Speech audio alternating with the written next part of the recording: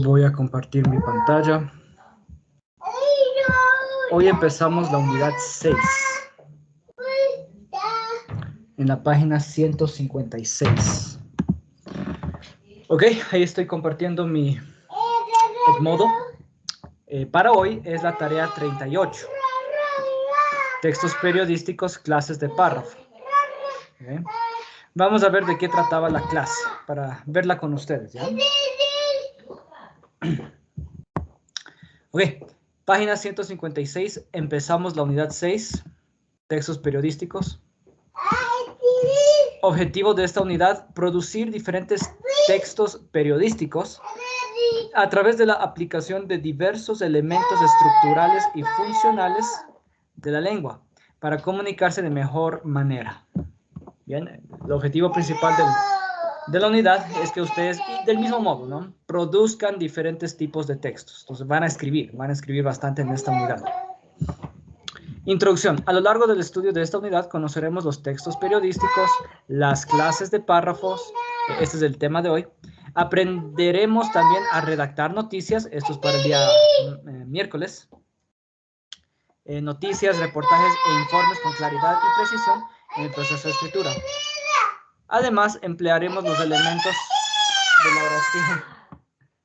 También interpretaremos textos literarios, eso hacia el final de la unidad. Aquí están los contenidos que vamos a ver en esta unidad. Tiene nueve temas. ¿Okay? El día de hoy, textos periodísticos, clases de párrafo. El día miércoles, redacción de noticias, reportajes. Y el próximo lunes, los elementos de la oración. Objetos y complementos, los signos de puntuación. Bien. Empecemos con el tema de hoy. Textos periodísticos, clases de párrafo. Incluso tenemos aquí la destreza que vamos a desarrollar mientras vemos esta unidad. Las letras pequeñas de aquí. Dice, escribir textos periodísticos con manejo de su... ¿Perdón? A ver. Escribir textos periodísticos con manejo de su estructura básica. ¿Okay? Vamos a manejar una estructura básica y sustentar las ideas con razones y ejemplos organizados de manera jerárquica. Vamos a organizar nuestras ideas. En atención a la organización de diferentes tipos de párrafo. Vamos a usar diferentes tipos de párrafo. Vamos a saber cómo ordenarlas. ¿Okay?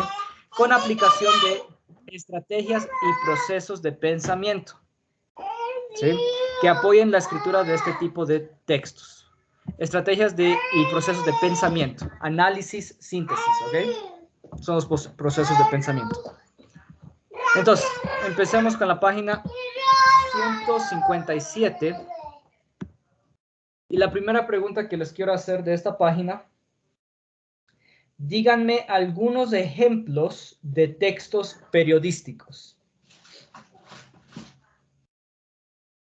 Díganme algunos ejemplos de textos periodísticos.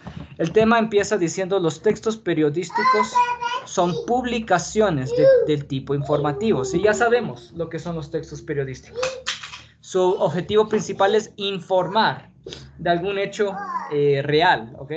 Además son un conjunto de actividades que se relacionan con recoger, elaborar y difundir la información para transmitirla al público a través de la prensa, la radio, la televisión e internet. Entonces aquí incluso nos dice el proceso de elaboración de una noticia. Primero se recoge la información, ¿sí? Ya saben, por medio de encuestas o entrevistas al público, a la gente a la que le sucedió tal acontecimiento. Primero recogemos la información. Elaboramos, la organizamos y la escribimos, la redactamos de una forma ordenada. ¿Okay? Usamos los procesos de escritura.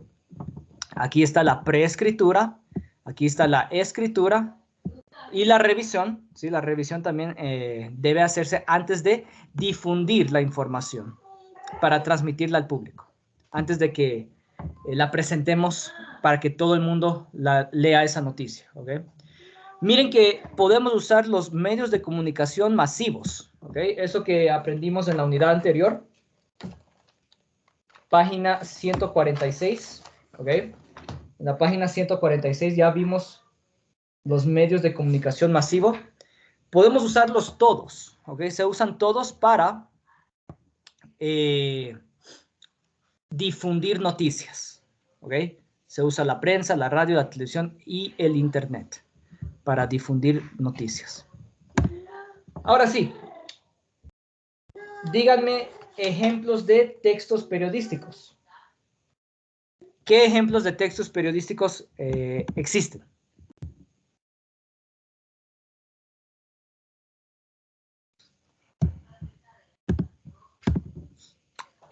Cintia, estás levantando la mano. Tienes la palabra. Listen, ¿me puede repetir la pregunta? Díganme algunos ejemplos de textos periodísticos. Díganme ejemplos de textos periodísticos.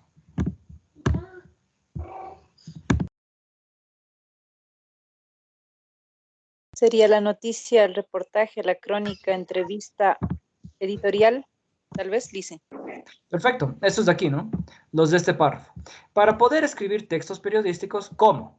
La noticia, el reportaje, la crónica, entrevista, editorial, entre otros, es necesario emplear distintos tipos de párrafos, con los que podemos expresar mejor nuestras ideas. ¿Sí? Son ejemplos de textos periodísticos. Otra pregunta. ¿Qué clases de párrafos hay? ¿Cuáles son los tipos de párrafos que existen? O las clases de párrafos que existen.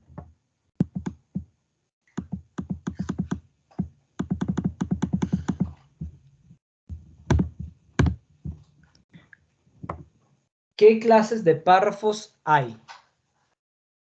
¿O qué clases de párrafos existen?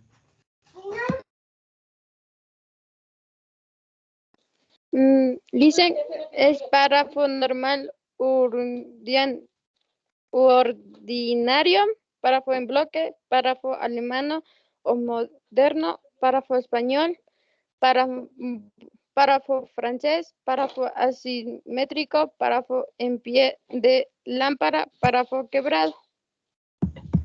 Bien, Cintia, parece que investigaste. La verdad es que no estoy al tanto. Ahí sí me dices información que ni yo estoy de la que ni yo sé. ¿Ok? Usemos sobre todo el material que tenemos para lengua y literatura. ¿Ok? Dentro del libro de lengua y literatura, dentro de las páginas 157, 158. ¿Cuáles son las clases de párrafo que nos presentan? El párrafo Largos y cortos. Párrafo descriptivo, párrafo de ampliación. Ajá, tenemos. Bien. ¿Qué más? Párrafo descriptivo, párrafo de ampliación. Bueno, esos son los dos que nos presenta la página 157. En un momento llegamos a la página 158, ¿no? Tenemos el párrafo descriptivo y el párrafo de ampliación. ¿Ok? ¿Qué se hace en el párrafo descriptivo y qué se hace en el párrafo de ampliación? Un voluntario que nos lea, que mejor nos lea la información del párrafo descriptivo. Isabel, Lice. Por favor, Isabel. Ya, clases de párrafo. El párrafo descriptivo. Su finalidad es describir o interpretar mediante el lenguaje las apariencias de las cosas o las personas. Debemos responder la pregunta, ¿cómo es? En otras palabras, describimos objetos, personas, sentimientos, es decir, un elemento, un objeto o un sujeto. Gracias, Isabel. Listo. Su mismo nombre lo delata, ¿no? ¿De qué trata el párrafo descriptivo? Es el que describe. ¿Sí? Alguna vez también vimos esto de la descripción en formas que se pueden utilizar al escribir una novela. ¿Okay?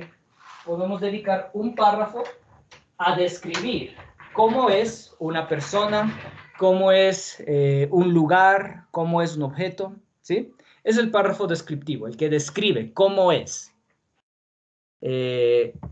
tal persona, tal objeto, tal lugar, etcétera, ¿ya? Aquí tenemos un ejemplo. Isabel, léenos tú mismo el ejemplo, ¿ya? Ya, Lice. El malecón pasa vacío la mayor parte del tiempo. El ambiente se mueve un poco a la hora de la salida de las unidades educativas, de 12 a 1, y en la tarde a la llegada de los pescadores, de sus faenas base de la economía. Ya, Liz. Muchas gracias. Lo escribió Villegas J. Puná. Villegas J. La obra se llama Puná espera vivir fiesta juliana, pero más que todo clama seguridad. Escrito en el universo. En este ejemplo que nos acaba de leer Isabel, ¿qué es lo que se está describiendo?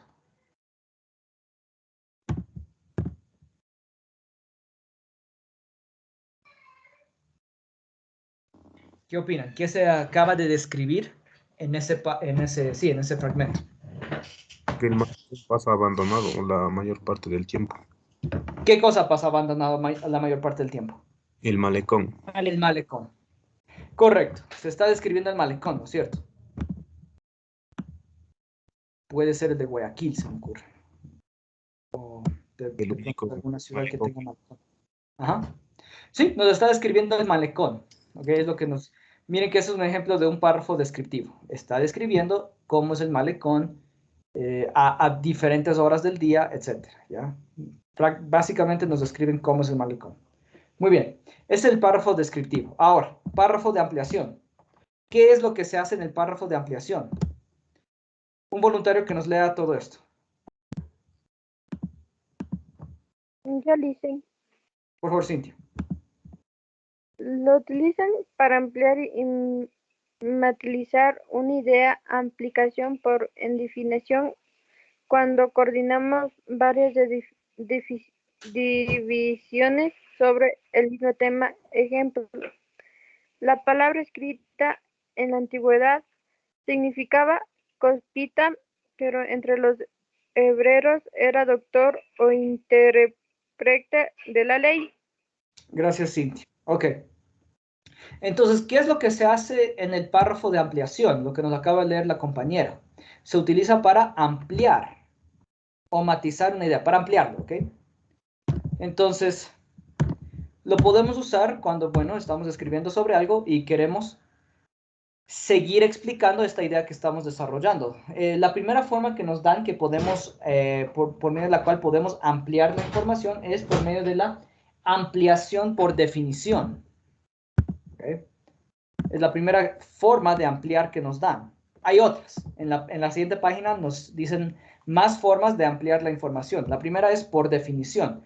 Es decir, cuando definimos, ¿okay? Cuando tratamos de definir una palabra de la que estamos hablando en nuestro texto. El ejemplo. La palabra nos dice que es un escriba. ¿Okay? Un escriba es un copista. Es lo que se entendía como escriba en la antigüedad. Les explico. En la antigüedad no tenían copiadoras, ¿sí? Como tenemos hoy día la comodidad de llevar cualquier libro y dejamos ahí en la copiadora y en media hora pues ya tenemos todito el libro copiado. En la antigüedad no tenían copiadoras. La gente, había una profesión en específico que era la del escriba. El escriba copiaba todo de un libro a hojas y copiaba todo a mano.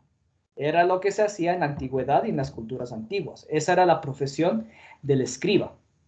¿Okay? Copiar a mano todita la información de un libro para, digamos, reproducir más de ese mismo libro. ¿Okay? Entonces, en culturas antiguas, el escriba era el copista, el que copiaba de un libro a otro. Pero entre los hebreos, otra cultura antigua, escriba significaba un doctor o intérprete de la ley. Iba más allá de sencillamente copiar, digamos, los antiguos escritos hebreos. Era un doctor, alguien, un intérprete de la ley, alguien que les explicaba, que sabía explicar y enseñar lo que decían los rollos antiguos, ¿sí? Tenían su espacio en el que la gente escuchaba, pues, entre los hebreos, el famoso Antiguo Testamento. ¿Okay? Entonces, un escriba era el que enseñaba, en este caso. Iba más allá de ser sencillamente un copista. Listo, entonces ese es el párrafo de ampliación, que dedicamos un párrafo entero para ampliar la información, ¿ok? Ampliar, en este ejemplo, pues nos hacen la ampliación por definición. Dedican un párrafo entero para explicar qué significa la palabra escribo. Es una forma de ampliar la información, definiendo palabras, ¿ok? Aquí tenemos otro ejemplo de ampliación por definición. Las algas son plantas que viven en el agua, pertenecen al tipo de vegetales conocido con el nombre de talofitas, carecen de tejidos y de órganos. Su cuerpo está constituido por el talo, el cual desempeña las funciones de nutrición y reproducción. ¿De qué trata este párrafo? ¿Qué es lo que se está definiendo en este párrafo? Se habla de las algas. Correcto. Es un párrafo dedicado a definirnos, o sea, a explicarnos qué son las algas. Miren que este es otro ejemplo de un párrafo por ampliación. Ampliación por definición. ¿Okay? El párrafo lo dedicaron a explicar qué son las algas. Con unas definiciones muy científicas. ¿Okay? Son ejemplos que ustedes también pueden usar al momento de escribir. Dedicar un párrafo entero a definir, a explicar qué es eso. Ustedes, cuando hagan el proyecto de graduación, el proyecto de grado, pueden aplicar este tipo de párrafos. Dedican un párrafo entero a explicar, a definir de qué están hablando, ¿no es cierto? A definir los términos más importantes. Entonces, pues ya pueden ir tomando en cuenta estas cosas que ustedes van a aplicar para graduarse. ¿Okay? ¿Qué más tenemos? Listo. Eso respecto a la página 157. Llegamos a la página 158. Lleva por subtítulo Técnicas para hacer un párrafo de definición. Nos ofrecen ¿cuántas? 4, ¿no? 4 técnicas para hacer un párrafo de definición. Párrafo de definición, lo que acabamos de ver. ¿Okay? Párrafos en los que se definen conceptos. Entonces aquí la pregunta es, díganme algunas técnicas que podemos utilizar para hacer un párrafo de definición.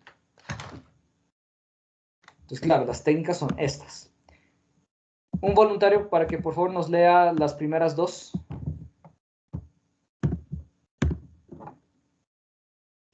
Yo le leo Lisa en Galo Farina. Galo, por favor. Gracias. Técnicas para hacer un párrafo de definición. Uso de la clase más diferenciación. Colocar al concepto dentro de una clase. Ejemplo, el perro es un animal. 2. Uso de un ejemplo. El ejemplo puede ser breve o extenso. Ejemplo, no hay mejor explicación del narcisismo que el mito griego, del cual el término se deriva. Gracias, Galo. Ok. Miren, esas son técnicas que ustedes pueden usar para darse ideas para escribir un párrafo de definición. ¿Okay? No es necesario utilizar estas técnicas en toditos los párrafos de definición. ¿Sí? Es muy probable que si ustedes algún rato escriben un párrafo de definición, usarán de pronto una o dos de estas técnicas, pero pues ahí al menos ya tienen la idea, ¿no? Estas son buenas ideas que ustedes pueden usar al momento de escribir. Nos dice la primera, para definir un término, ubiquemos en qué clase de palabra entra ese término. ¿Okay? El ejemplo que nos da, el perro es un animal. Colocamos al perro dentro de su clase. Es una forma, o podemos, digamos, al momento de escribir, ustedes ya les debe haber pasado, incluso en la tarea.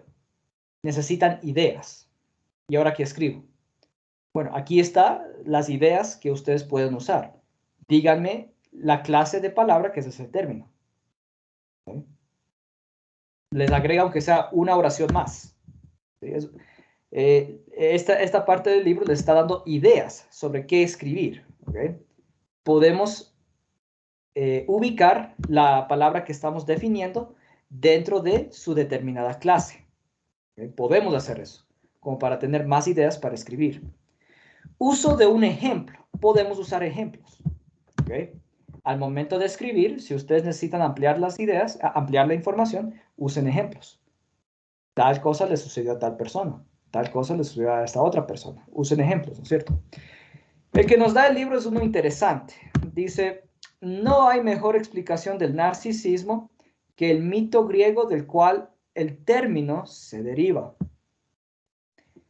De pronto alguien se dio el tiempo para leer cuál será el mito griego del cual deriva el término narcisismo. El libro no lo dice. De pronto alguien se dio el tiempo para investigarlo.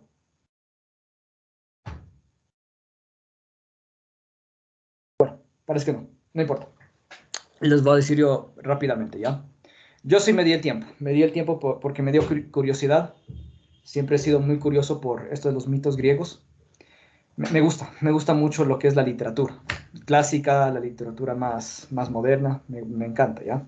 Entonces, bueno, me di el tiempo para leer qué es esto del el narcisismo. Hubo un personaje que se llama Narciso, ¿ya? Narciso era muy bello. Todas las muchachas, las doncellas, se enamoraban de él porque era muy atractivo. Pero Narciso era muy creído. Entonces, él no le paraba bola a ninguna. ¿Okay? Y así, pues, hubo una ninfa. Ninfas son mujeres de la mitología griega, que se enamoró de Narciso. Bueno, esta ninfa se llamaba Eco. Y ella tenía una maldición. No me acuerdo cuál de las diosas griegas le puso una maldición, pero bueno, la maldijo porque la había hecho enojar. Y la maldición era de que ella únicamente podía hablar las últimas palabras que escuchaba. Entonces, por eso se llamaba Eco. Entonces, ella quería que Narciso se fijara en ella. Entonces, ella pues se acercaba a Narciso. Narciso decía, ¿cómo te llamas? Y ella lo único que podía decir era, llamas, llamas, llamas. ¿Por qué me imitas? Imitas, imitas, imitas. Era lo único que Eco podía decir. Entonces, claro, Narciso se molestó y ya no le paró bola. Y Eco se entristeció muchísimo. Se entristeció hasta la muerte. Ya saben que estas novelas griegas son muy dramáticas. Se fue a una cueva donde ella se deshizo y solamente quedó su voz. De ahí sale, pues, según la mitología griega, el Eco, ¿ya? Y esa cueva se quedó la voz de Eco por el resto de la eternidad. Hubo un dios griego que se molestó con Narciso por haberle hecho esto a Eco, por haberla entristecido hasta la muerte. Y este dios, no me acuerdo quién, hay un montón de dioses griegos, entonces no me acuerdo cómo se llamaba. Este dios maldice a Narciso. Lo maldice con esto, que él se enamoraría de su propio reflejo. ¿Okay?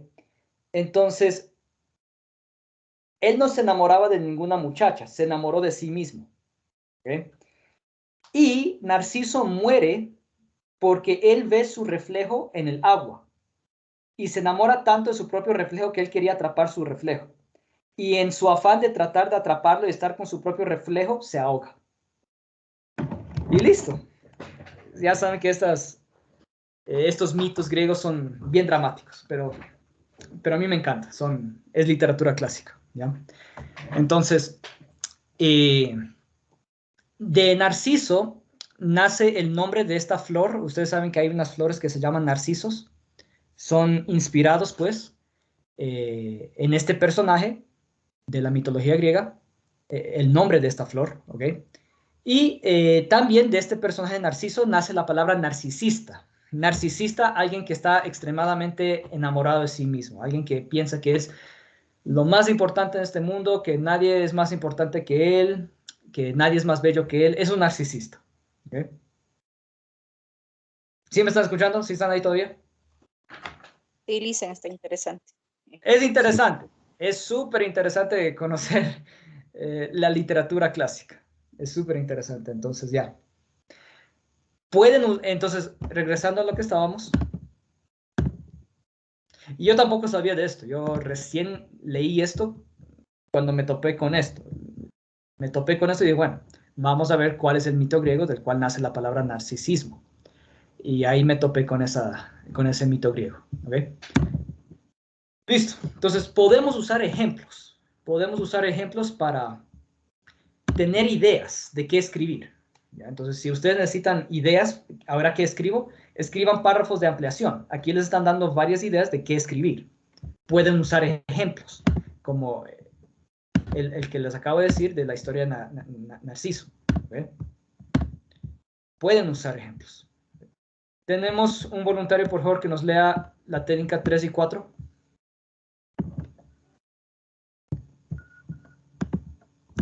Son otras técnicas que usted... Por favor, léenos. Uso de sinónimos. Okay. Uso de sinónimos. Similar a la técnica que se usa en los diccionarios. Ejemplo, la parodia es un desorden mental que se caracteriza por un complejo de persecución. 4. Uso de la etimología. Explica el origen o la historia de un término con el fin de mostrar su significado original y su evolución. Ejemplo, caballero, persona de alguna consideración o de buen porte, antiguo, soldado de a caballo. De latín, caballarius, que cabalga o va a caballo. Gracias, María. Ok, entonces miren, son más técnicas que ustedes pueden usar para escribir párrafos de definición. Pueden usar sinónimos. ¿Okay? Dice que es similar a la técnica usada en los diccionarios. Cada vez que ustedes van al diccionario a investigar el significado de una palabra, con lo que generalmente se topan es varias palabras que tienen un significado parecido a la palabra que ustedes están buscando. Por ejemplo, yo me acuerdo una vez que yo busqué el significado de la palabra ingente. ¿Alguien sabe qué es ingente? ¿Qué significa ingente? Ya, yo tampoco sabía hace poco. Ya les voy a mostrar. Estoy en el diccionario de la Real Academia Española y voy a escribir aquí ingente. Pareciera que fuera algo de gente, ¿no es cierto? Pero no, ingente significa muy grande. Es un sinónimo, nos están dando un sinónimo. Para definir ingente, ¿qué es ingente? Es decir, muy grande, colosal, enorme. ¿Okay? Eso es ingente. Entonces, miren, el diccionario generalmente para definir una palabra usa sinónimos, que son más conocidos. ¿Okay? Ustedes, para escribir un párrafo, pueden hacer lo mismo. Pueden definir, sobre todo usamos los párrafos de definición para definir conceptos que no todo el mundo está familiarizado. ¿Okay? Si en nuestro texto, lo que estamos escribiendo, aparece algún concepto científico, algún concepto que no todo el mundo sabe lo que significa, pues debemos aprovechar esa oportunidad para escribir párrafos de definición y nosotros mismos decirles a nuestro lector qué significan estos términos, qué significan estas palabras. ¿Okay? Es el momento para aprovechar y escribir párrafos de definición. Podemos hacerlo por medio de usar sinónimos, de usar ejemplos, de usar clases y la última, usar la etimología. Les explico el significado de la palabra etimología. Siempre que ustedes se topen con la palabra etimología, solo significa el origen y la evolución de una palabra. Las palabras, como hemos estudiado ya en temas anteriores, van cambiando con el tiempo, ¿ok? Los idiomas van evolucionando con el tiempo. Y hay ciertas palabras que con el pasar del tiempo se dejan de usar. Hay otras palabras que con el pasar del tiempo van cambiando poco a poco su significado. ¿Okay? Entonces, la etimología es la parte de la lingüística que estudia el significado original de una palabra. ¿Qué significaba cuando por primera vez se inventó esta palabra, qué es lo que significaba en aquel entonces, y cómo el significado y la forma incluso de esta palabra ha ido cambiando a lo largo de los siglos. Esa es la etimología. Es parte de la lingüística que estudia el origen y la evolución de las palabras. Entonces, lo que nos dice que podemos hacer para escribir más párrafos de definición.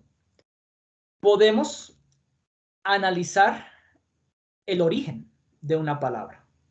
¿Qué es lo que significaba esa palabra cuando por primera vez se utilizó? ¿Qué es lo que significa ahora? ¿Sí? Hacer esa diferencia. Podemos escribir un párrafo de esto. Ya saben, es como para ampliar. Los párrafos de definición son de ampliación, para dar más información y tener de qué escribir. ¿Okay? Entonces aquí nos da un ejemplo muy interesante, la palabra caballero. Hoy en día, si alguien dice caballero, ¿qué es lo que se entiende? Una persona de alguna consideración o de un buen porte. Eso es un caballero hoy en día. Caballero es una persona de un buen porte, que se porta bien. ¿Okay? En la antigüedad, ¿qué era caballero? Antiguo soldado de a caballo. ¿Okay? Del latín cavallarius, que cabalga o va a caballo. Miren cómo esta palabra caballero ha cambiado su significado a lo largo del tiempo. En sus orígenes, un caballero era un soldado que andaba en caballo. Eso era un caballero. Un soldado que iba a caballo y que peleaba montado en su caballo. Hoy en día, ¿qué es un caballero? Es una persona de alguna consideración o de buen porte. ¿Bien? Entonces, esa es la etimología. El estudio del origen de una palabra y cómo ha evolucionado a lo largo del tiempo. Podemos también definir la etimología de una palabra si necesitamos ampliar la información, si necesitamos más párrafos, si necesitamos escribir más párrafos. Y podemos también usar esta idea. ¿Hasta ahí está claro? ¿Vamos entendiendo de qué trata esta clase?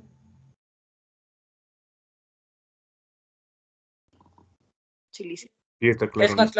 Es una clase igual muy importante, ¿sí? Porque les daba muchas ideas de qué escribir. Cuando ustedes tienen que escribir, que de hecho ustedes van a escribir bastante, incluso la tarea era de escribir, entonces, pues aquí les da varias ideas de qué cosas, y ahora qué escribo. Bueno, aquí hay un montón de ideas de qué cosas pueden escribir. ¿Okay? Sigamos. El siguiente subtítulo dice otras técnicas. Regresamos a los párrafos los párrafos de ampliación, ¿ok? Teníamos principalmente dos tipos de párrafos, por lo menos los que nos presenta página 157 y 158.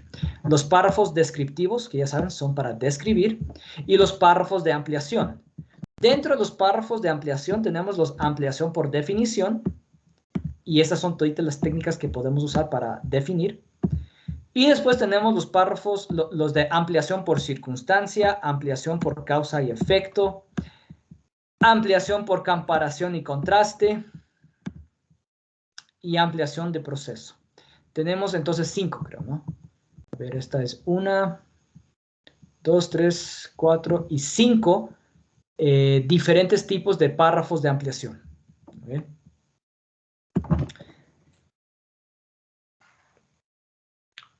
Ampliación por circunstancia.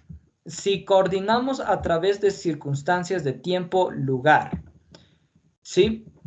Digamos, están escribiendo una novela, pueden usar el párrafo de ampliación por circunstancia, en el que ustedes se ponen a explicar cuáles son, en qué tiempo sucedió tal evento, en dónde sucedió tal evento, ¿ok? Son más ideas de cosas que ustedes pueden escribir, no solo para novelas, como estamos en el tema de las noticias, pues, cuándo sucedió tal acontecimiento, en dónde sucedió. Pueden usar también este tipo o dar este tipo de información cuando escriban lo que sea, ¿no es cierto? Ampliación por causa y efecto. Presentamos las causas y los efectos de un hecho o fenómeno. Y aquí nos da un ejemplo muy bueno. ¿Okay? Aquí les quiero hacer la pregunta. ¿Cuáles son los efectos de las emigraciones masivas de los países periféricos a los céntricos en 1980. Repito, ¿cuáles son los efectos de las emigraciones masivas de los países periféricos a los céntricos en 1980?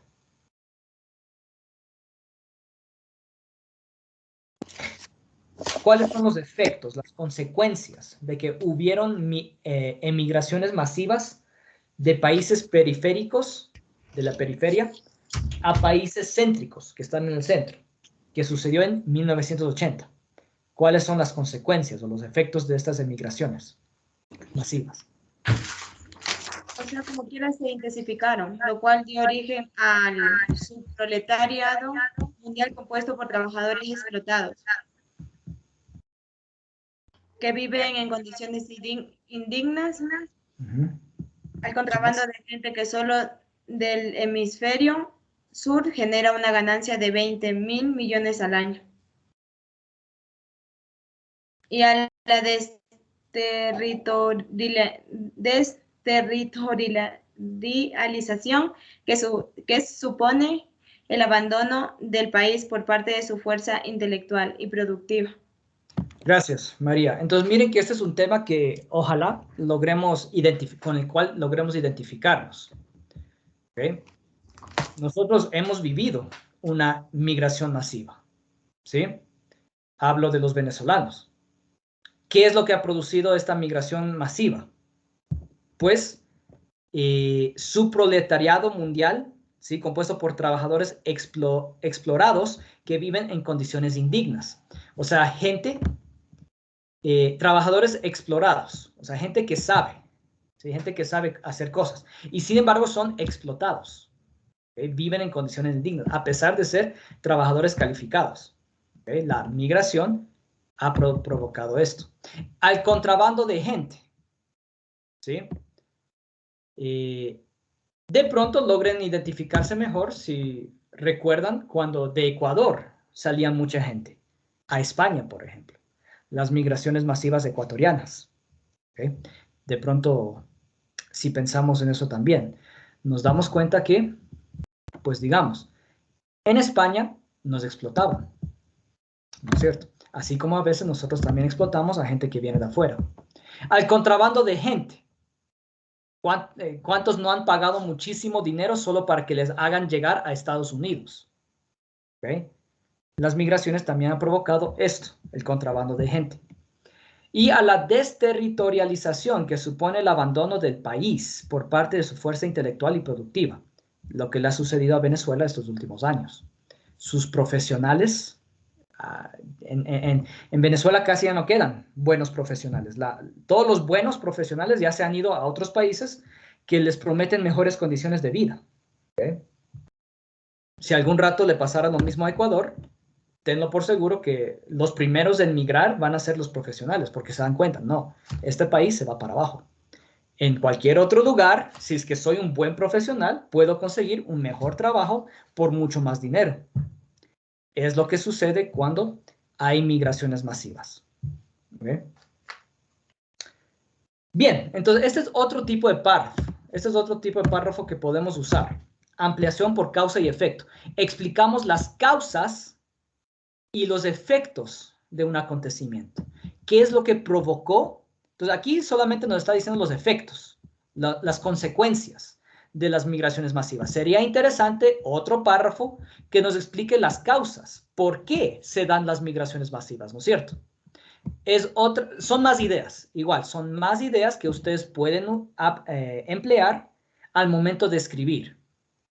Pueden hablar sobre las causas y efectos de un acontecimiento del que ustedes están investigando, digamos así. ¿Eh? Es otra idea para escribir, hablar sobre las causas y efectos. Tenemos la ampliación por comparación y contraste. ¿Okay? Utilizamos el contraste, la oposición o la diferencia para mostrar las diferencias o semejanzas entre dos o más elementos. ¿Sí? Si ustedes están hablando de algo, pues usan la comparación y contraste, lo comparan con otra cosa. ¿Okay? Es otra idea, ¿sí? Como les digo, no es que cada vez que escriben algo van a usar toditos de este tipo de párrafos. Pero cuando tengan la oportunidad de usar alguno de estos tipos de párrafos, pues deben hacerlo, como para desarrollar más información y al menos en el proyecto de grado ustedes deben escribir un total de 3.500 palabras. 3.500 palabras que no sean a cada rato repetitivas, diciendo lo mismo y lo mismo. No, deben ser ideas originales. Aquí ustedes están recibiendo varias ideas de lo que pueden escribir, ¿ok? Para no sonar como disco rayado y decir lo mismo y lo mismo. No, vamos a ir explorando nuevas ideas usando este tipo de, podemos comparar, contrastar, hablar de las causas y efectos, las circunstancias en las que sucedió tal acontecimiento, etc. Miren que hay muchas ideas aquí, ¿ya? Aquí nos da un ejemplo en el que comparan la viola con el violín, muy interesante, ¿ok? Y tenemos la última, ampliación de proceso. Como su nombre mismo lo delata, en la que hablamos sobre el proceso de hacer algo. Primero hay que hacer esto, después hay que hacer esto, después hay que hacer eso, ¿sí? En el que hablamos sobre el proceso para hacer algo. Cuando comenzamos por describir o narrar desde lo que tiene menor interés hacia lo de mayor interés. Además, busca ayudar al lector a conocer los pasos o las fases que tiene que seguir con el fin de conseguir algo.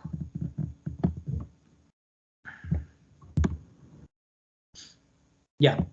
Este párrafo también era interesante, un poquito difícil, un poquito avanzado este párrafo de aquí, pero yo quería hacerles la pregunta.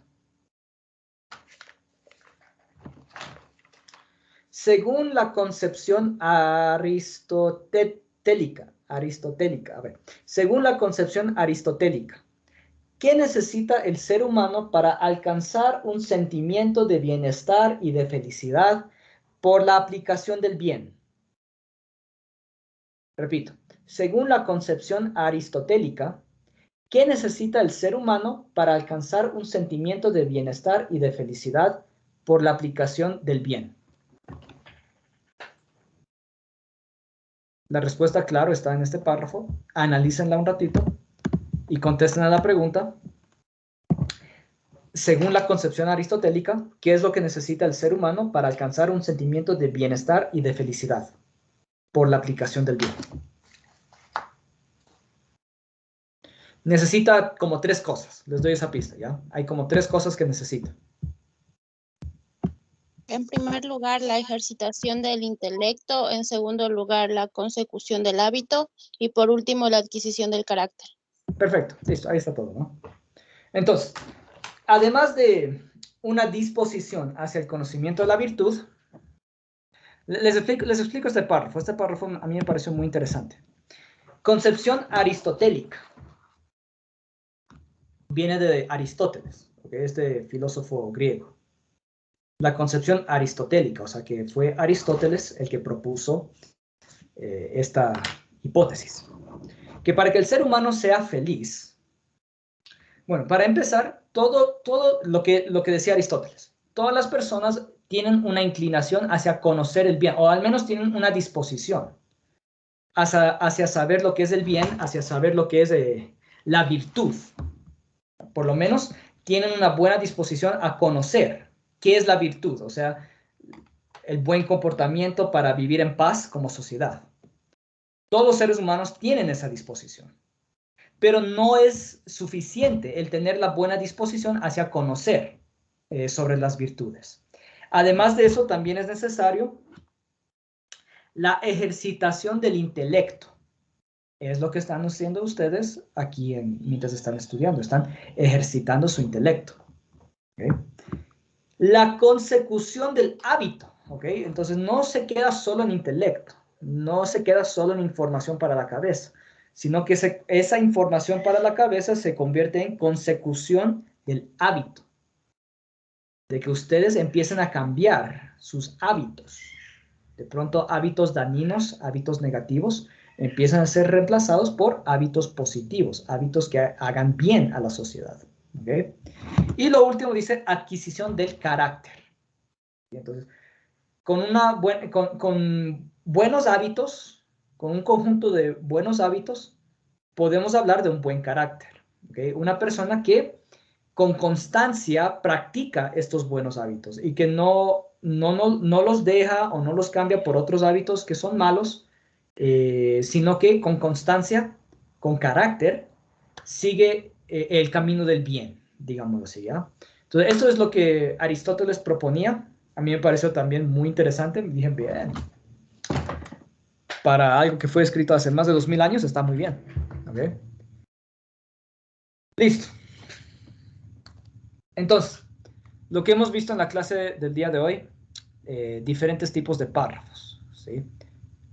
Ya han obtenido un montón de buenas ideas, de cosas que ustedes pueden aplicar para escribir. ¿Hasta ahí alguna pregunta? Está entendido, Licen, de mi parte. Ya. Espero que hayan disfrutado este tema, porque este tema estuvo muy bueno. ¿Ya? Clases de párrafos. Ok. Y llegamos a la última página. Página 159. Aquí tenemos, digamos, otra clasificación de los párrafos según su función. ¿Okay? La pregunta es, ¿cuáles son las clases de párrafos según su función? ¿Y de qué trata? Entonces, claro, las clases de párrafos son la de introducción, la de explicativo o de desarrollo y el párrafo final de conclusión. ¿De qué tratan? Pues su mismo nombre lo delata. ¿Okay? Párrafo de introducción, damos a conocer un tema, lo presentamos de forma interesante. Párrafo explicativo o de desarrollo, en el que vamos desarrollando ideas respecto al tema que ya presentamos. Aquí, en el párrafo explicativo de desarrollo, es que podemos usar estos otros tipos de párrafos. ¿Okay? Justo en los explicativos o de desarrollo. Podemos describir, podemos ampliar por definición, podemos ampliar por la circunstancia, por las causas y efectos, por comparaciones o explicación de procesos. ¿Okay? Por cierto, este ejemplo de aquí era ampliación de proceso porque nos describe el proceso que el ser humano debe seguir para alcanzar la felicidad por la aplicación del bien. Número 1, ejercitación del intelecto. Empieza por aquí, ¿no? Ese es el primer paso. Bueno, el primer paso en realidad está más por acá arriba. La disposición a conocer la virtud. Ese es el primer paso. Después seguiría la ejercitación del intelecto, después seguiría la consecución del hábito y después seguiría la adquisición del carácter. Nos explica un proceso. ¿Okay? Paso 1, paso 2, paso 3, etc. ¿Ya? Por eso es ampliación de proceso. Ok. Entonces, este tipo de párrafos nosotros los podemos usar en los párrafos de desarrollo. Y finalmente, nuestro escrito debería terminar con una conclusión. Miren que esta es una buena estructura. Siempre que ustedes tengan que escribir una noticia, un ensayo, siempre que tengan que escribir casi que cualquier cosa, ¿ok? Cualquier documento académico, sí, eso es muy importante. Cada que ustedes tengan que escribir cualquier documento académico, esta es una buena estructura básica para seguir. Siempre empiecen introduciendo o presentando su tema, de qué van a hablar. ¿Okay? Después lo desarrollan. Aquí en los párrafos de desarrollo, no es que yo para la tarea les pedí uno solo, pero aquí pueden haber un montón. ¿Okay? ¿Cuántos necesiten? ¿Cuántos párrafos necesiten y cuántos les pidan para su trabajo académico? ¿Okay? Pueden haber un montón de párrafos de desarrollo. Y para terminar su documento académico, siempre es bueno cerrar con un párrafo de conclusión, en el que ustedes vuelven a recoger, a recoger los puntos más importantes de los que trataron, ¿okay? Los resumen, dan un resumen breve, de pronto pueden dar sugerencias, ¿okay? Todo eso se hace en el último párrafo, el de conclusión. ¿Okay? Entonces, siempre que ustedes tengan que escribir un documento académico, un ensayo, un texto periodístico, lo que sea, esta es una buena estructura básica. ¿Okay? Es muy buena estructura básica. Han de obtener buena calificación si es que escriben así. Primero presentando de qué van a hablar, después desarrollan todos sus argumentos y finalmente cierran con una conclusión. ¿Okay? Es una muy buena estructura que siempre se les anima a que siempre sigan esta estructura cuando escriban. ¿Okay? Incluso si escriben novelas. Recordemos que también tenía, no párrafos, pero tenía una parte de introducción, nudo, desenlace. ¿Okay? Todo esta estructura se usa casi que siempre que tengan que escribir algo. Es una buena estructura fundamental, básica. ¿Okay? Aquí teníamos un ejemplo que también me pareció muy interesante, un ejemplo de un texto periodístico. Les quiero hacer la pregunta, ¿qué es una llamarada solar?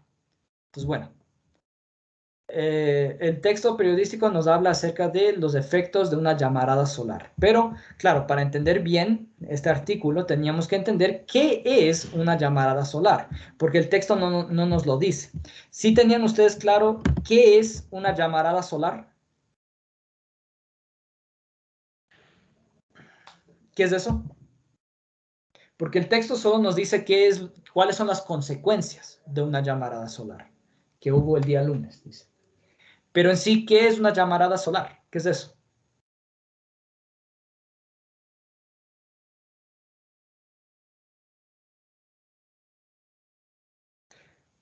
¿Nadie sabe lo que es una llamarada solar? ¿Les agarró de sorpresa a toditos?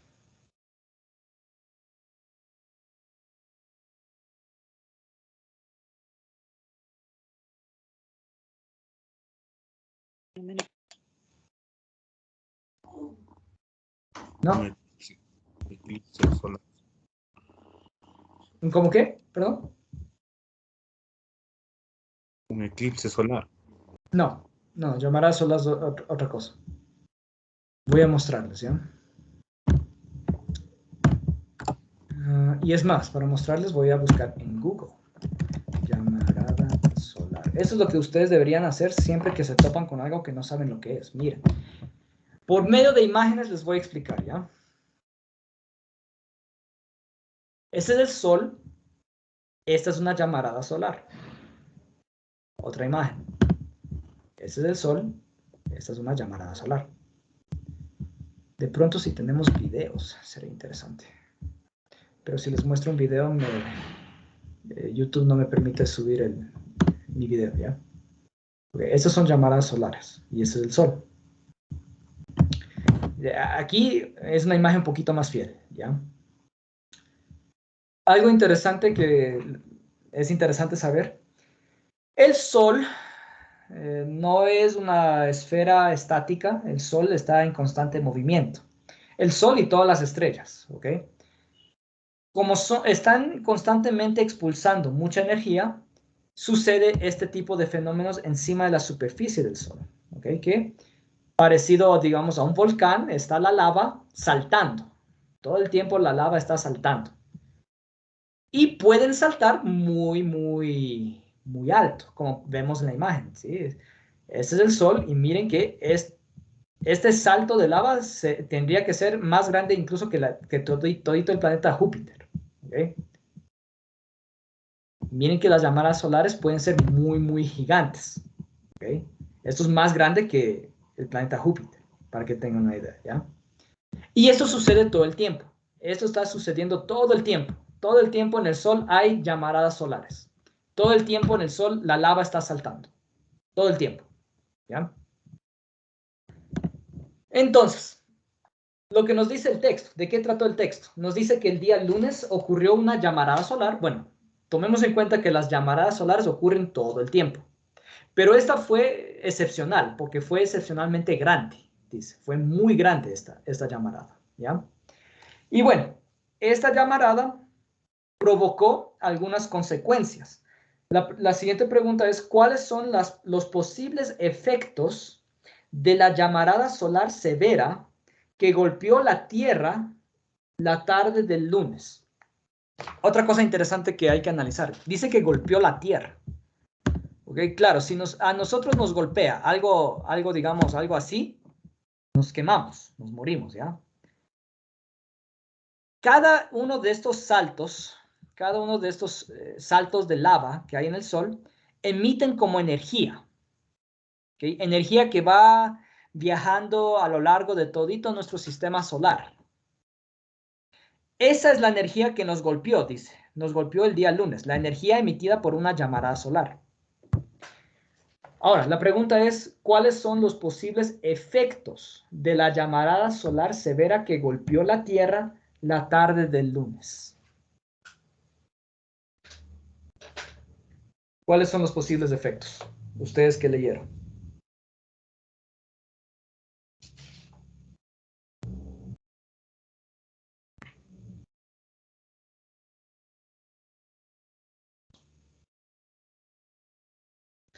Les hago estas preguntas para ver si es que entendieron lo que leyeron. Si ven que por eso siempre les conviene venir a mis clases leyendo. Y pues yo les hago las preguntas porque ahí incluso vamos entendiendo mejor. Ah, de esto trataba. ¿Ya? Entonces, ¿cuáles son los posibles efectos de la llamarada solar severa que golpeó la Tierra la tarde del lunes?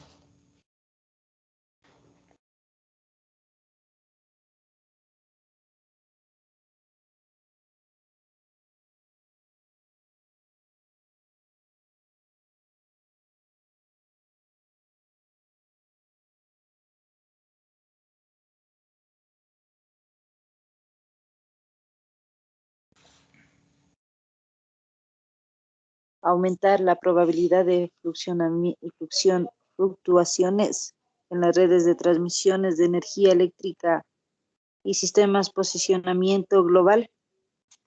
Sí, Estoy mal. esos son los dos principales efectos de los que nos habla el artículo. A ver, les voy a proyectar.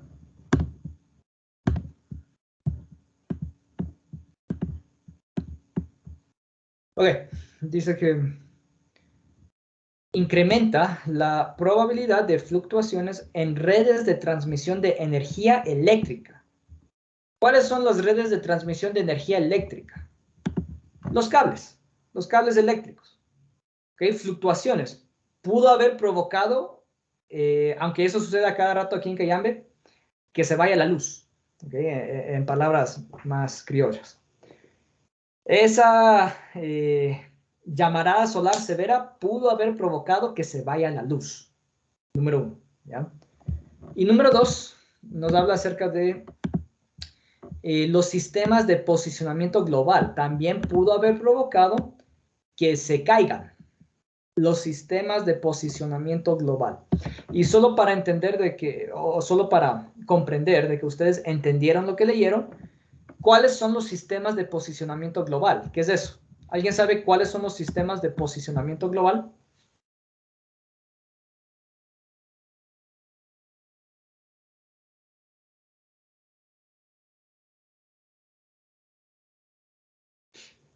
¿O no saben qué son sistemas de posicionamiento global? No, licenciado. No. ¿No? Les explico. ¿Saben lo que es un GPS? Sí. ¿Qué es un Para GPS? ubicar personas, Bien. sitios. Ok. Hoy en día, todos nuestros celulares tienen un GPS en el que ustedes preguntan, escriben ahí en el Google Maps dónde queda tal cosa o dónde está tal persona. O si es que esa persona comparte con ustedes su ubicación, les llega al celular, ¿no es cierto?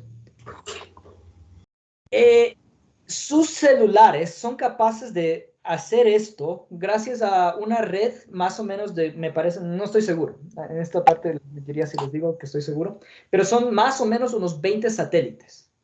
Unos 20 satélites que están volando en el espacio, que gracias a estos satélites pues pueden mapear, dibujar un mapa de todo el mundo. ¿Okay? Y pueden ubicar, aquí está tal celular, aquí está tal celular, aquí está tal celular, aquí está tal computadora, etc. ¿Ya? Por medio de esos 20 satélites que rodean el planeta Tierra. El hecho de que esta llamarada solar severa haya golpeado la Tierra pudo también haber desestabilizado estos satélites y haber hecho que se caiga, básicamente, que se caigan los sistemas de posicionamiento global. Es decir, que tu celular no sepa dónde estás y que no seas capaz de mandar tu ubicación a nadie y que en tu Google Maps no sea capaz de encontrar nada. ¿Okay? Una llamarada solar severa puede provocar también eso, que se caigan los sistemas de posicionamiento global. Bien, el párrafo termina diciéndonos de que esto no es algo demasiado grave, es más, esto sucede todo el tiempo. Es más, les leo el último párrafo, ¿ya? Para que vean que esto no es grave y esto sucede todo el tiempo. ¿Okay? el último párrafo dice, indicó que los efectos de la llamarada solar podrían durar un día o más. ¿Les ha pasado que alguna vez su celular no funciona, sencillamente no funciona? Sí, Lisa. Ya Sí. saben las posibles causas, ¿ya? Las posibles causas son meteorológicas. Nomás para su información, ¿ya? Y eso sucede a cada rato. Entonces no es nada de qué estar asustado. Ok. El libro termina diciéndonos lo de las ventajas de la escritura de párrafos adecuados. Aquí tenemos básicamente las ventajas de escribir bien. Y terminábamos con una tarea. Esta tarea es para el día de hoy, hasta la medianoche. Tenían que escribir un texto periodístico con el manejo de una estructura básica, es decir, de esta. ¿Okay? Yo les había pedido al menos un párrafo de introducción, uno de desarrollo y uno de conclusión. ¿Okay? Por lo menos usando su estructura básica. Toma en cuenta la organización de los diferentes párrafos. Si querían, tomaban en cuenta esos diferentes tipos de párrafos. Yo no les exigía en la tarea. Sobre todo en la tarea les exigía un texto periodístico con estructura básica. ¿Okay? Para ello, siga el proceso de la escritura. Preescritura, escritura y revisión. Espero que hayan ya subido sus tareas. Nada más escribían un texto periodístico, algo que informaba, alguna como noticia. Algo que sea real y que sea reciente. Presentaban el tema, desarrollaban el tema y cerraban con una conclusión. Sencillo. ¿Alguna pregunta sobre la tarea?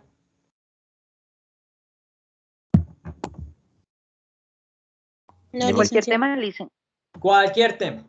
Tenía que ser un texto periodístico, ¿no? Eso era el único criterio, ¿ya? O sea, no podía ser algo inventado, tenía que ser algo real. Texto periodístico. ¿Okay? Ahí sí me jodió. Inge, Dígame. buenas noches. Yo hice un texto, bueno, no es tan periodístico, pero sí es noticia porque es algo real. Ya, entonces sí es periodístico. Texto periodístico, ejemplo de texto periodístico, noticia. Si es que es una noticia, es un texto periodístico. No sé si... Necesariamente tiene que ser reciente o... Idealmente es reciente, porque si no deja de ser noticia, empieza a ser historia. Si es que lo hicieron de algo antiguo, con que no sea demasiado antiguo, ¿ya? No sé si me permite dar una lectura. Bueno, pero ya se nos acabó el tiempo. Y hay una tarea para el próximo miércoles. ¿Sabes qué? Mejor, si quieres, nos lees mañana en el refuerzo. Ahorita nomás les voy a decir brevemente cuál es la tarea para el próximo lunes, ¿ya? Ojo, hay una tarea para el día miércoles. ¿Okay? Esta es para hoy, la tarea 38. La tarea 39 es para el día miércoles y la tarea 40... Y la tarea 40 es para el próximo día lunes. Es una tarea muy sencilla, les explico brevemente, ¿ya? Muy sencilla, muy fácil es la tarea, ¿ya? Como siempre, van a leer las páginas del tercer tema de esta unidad 6, páginas 163, 164 y 165. Ya van a leer esas páginas. Y la tarea es sencilla. Número 1. Escriba oraciones con estos complementos. Con el complemento agente y con el complemento circunstancial del lugar. Mientras ustedes lean la página 163, aquí les explica cuál es el complemento agente y cuál es el complemento circunstancial. Escriban una oración de cada una. Muy fácil, ¿ok? Es muy fácil. Solo escriban una oración con cada una. Y después dice, escriba los puntos necesarios en este texto. Nos dan un párrafo. Un párrafo sobre el arte en la Baja Edad Media. Este párrafo le faltan sus signos de puntuación, puntos, comas, etc. Es lo que le falta a este párrafo. Pongan los puntos y las comas donde deberían ir. En la página 165 nos habla acerca de los signos de puntuación, ¿ya? Y les da una idea de cómo usarlos. Deben usarlos bien en este párrafo. Esa es toda la tarea para el próximo día lunes. Hasta aquí la grabación.